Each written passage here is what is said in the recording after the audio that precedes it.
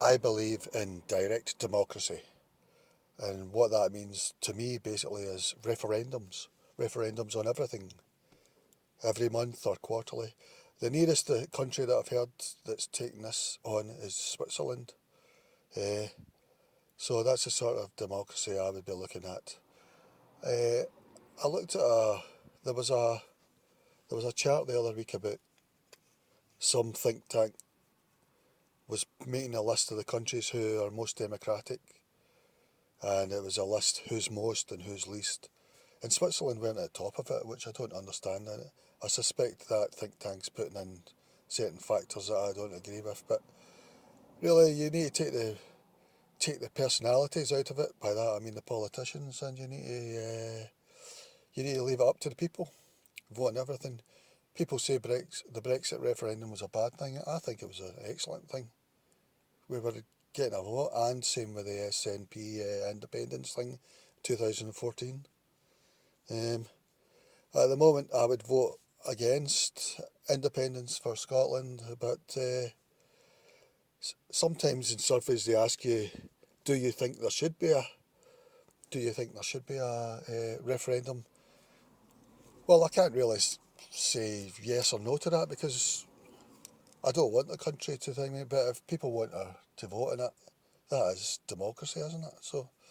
Uh, so I believe in direct democracy. I think Switzerland they sort of do it every quarterly, and they have a list of things that people want to vote on at the time. I think that people put ideas forward and they vote on them quarterly. Um, I think Switzerland has a canton sort of parliament as well, where it's it's a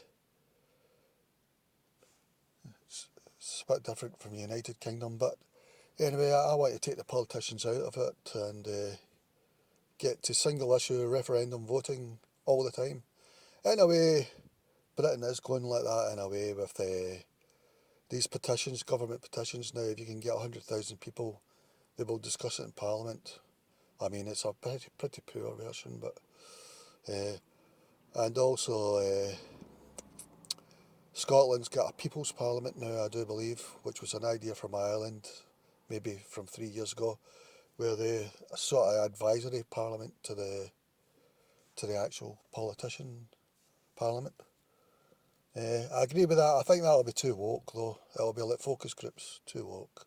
Um, but I agree with it. It's better than not having a People's Parliament, and it's better than the House of Lords. I would scrap the House of Lords and put in a People's Parliament. Uh, Only as advisory though. And the other thing, if you're wanting democracy, I think the best way is doing surveys all the time, like YouGov and Opinion, political surveys, because it's the only chance you get to for someone to hear your voice, even if it's anonymous and limited. It's the only chance a politician's going to at least see you as a dot in the graph, you know. I mean, you're going to be a nobody, but and you're just going to be one of many, but at least you've made your voice heard, which is unlike the normal way for voters because you only get one chance to vote every 5 years, and that's in a big, massive amount of things that it's hampers that political parties put in front of you, and there'll be lots of things in that hamper that you don't like or you don't know of. Um, so do surveys like YouGov and Opinion, panel base for politics. I mean, um, because it's the only way that your voice will get heard. I mean, sometimes they give you surveys just after the budget to ask you things about what do you think about the budget, this and the budget or that, and they even I think sometimes they even give you it before the budget, just before, so you're getting an idea of what might even be in the budget.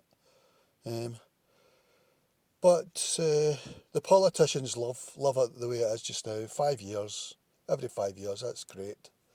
They get to do all the things they feel strongly about. They get to speak about all that, even if you didn't vote for them on that, and all that sort of thing, you know. And and you're just you're